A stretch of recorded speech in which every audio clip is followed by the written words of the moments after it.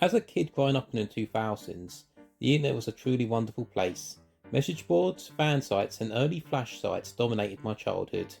Some of my favourite sites were promotional websites built by companies, and very few companies did it better than Nintendo. What most people don't realise was that Nintendo of Europe used to do things just a little bit differently to Nintendo of America, and while we have a ton of great preservation of what Nintendo of America was doing back then, Nintendo of Europe was a whole different story. For the last couple of years, Nintendo of Europe has had their sites excluded from the Wayback Machine, meaning that a lot of their history, including some that I grew up with, has been scrubbed off the internet. In this video, I will share with you memories I've had with a particular Nintendo of Europe website. It was in fact one of my favourite sites growing up. I will share with you my memories of the Mario Megasite. Made some point around 2004, the Mario Megasite was a Flash portal, meaning it was a website built entirely in Flash, and as such it looked a lot more overly designed versus a typical website.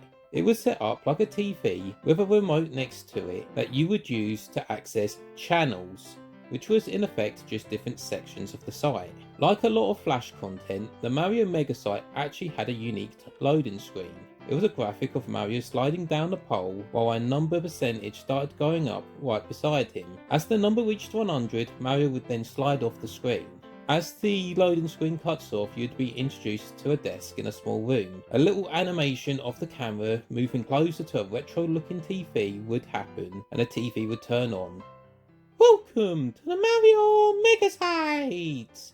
would play, a unique voice line by Charles Martinet. My mind blanks on a bit on the introduction page, but I remember a little animation of a remote popping off to the side of the TV. A bit of text would tell you that if you hover your cursor to the side of the TV, the remote will come up and take you to different channels on the TV. Pressing any button will make the TV change to a different channel. One channel I remember is off of a news channel. It would see Mario at a news desk with information about new games playing in a news ticker underneath. I have very vague memories of this channel. I have no idea how up to date it was, or if it was even updated at all. It was worth noting that this website was smack in the middle of the GameCube and Game Boy Advance era. The TV had stickers for Donkey Kong Barrel Blast and Game Boy Advance plastered over it. It was very possible that this portion of the site was just mentioning new releases at the time, but it could have been more, I don't know. If you clicked A on the remote, it would take you to the Mariology channel. This was a fun channel that was like an A to C of Mario. Different letters would talk about different things in the Mario series. Some things mentioned were mundane. I remember D was for dungarees, and it was describing the overalls that Mario was wearing. If you went to the letter N, it would talk about Mario's name.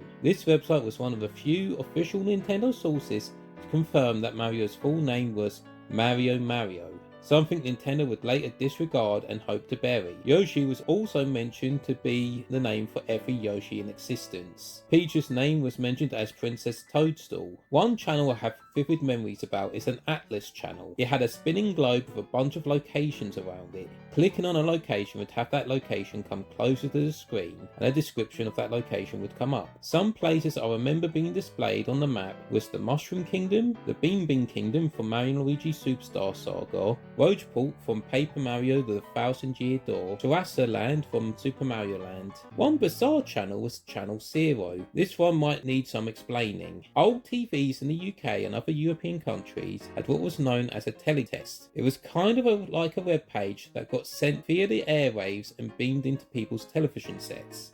It had a distinctive look to it, being a pixel text on black background with lots of blocky graphics and text art. For whatever reason, the Mario Megasite recreated this surface on the TV on the website. It was quite cool and definitely gave the site a distinctive flavour. I cannot tell you what it was about, what was on it, as this part of the site seemed a bit unnecessary in hindsight. It might have just contained some back-end information for parents, or it could have just been repeating stuff from the news channel. I can't remember. That's the same with every other part of the site. I don't remember. The remote had 9 buttons on it, including the introduction. I have only listed 5 sections to the site. I think some of them said under construction. Whether or not the site kept getting updated has eluded me. Now that I've described the site, I wanted to talk about why it's impossible to find and uncover it. As I alluded to in the intro, Nintendo of Europe has outright excluded any of their websites from appearing on the Wayback Machine. Unfortunately, this has been the way to preserved websites in the past, and would have made it all too easy if they didn't do that. Fortunately, other alternative archival sites exist, such as archive.today, but that has its own challenges that's hurt the search for the site. As you can see, technically an archive exists, but unfortunately it is only a blank screen. No Flash content was preserved, and since the site was entirely made within Flash, it's effectively useless in a preservation sense. What about the wider internet though? Someone must have saved the site on their own accord, maybe, but once again we are hit with a dead end. No images of the site, let alone site data, has been preserved on the internet. I have extensively searched the internet, checked multiple search engines, asked around multiple communities, all dead ends.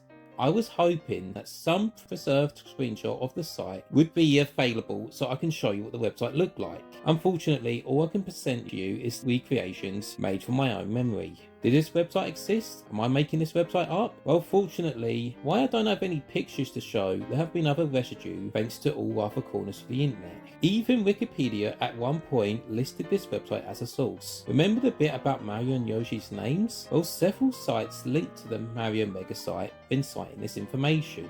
Nintendo of Europe may have yanked this site off the internet, but the internet has a habit of remembering. It may not have been much, but several websites throughout the internet has corroborated the Mario Megasite's existence, even if not even a trace of it remains in picture form. And that's where we are at today. I have one last note, I still really want a picture of this website. I want this picture so much I've put a £50 bounty for the first person to show a picture of one of the channels on the site. For more information, check the description below. Thank you all so much for watching.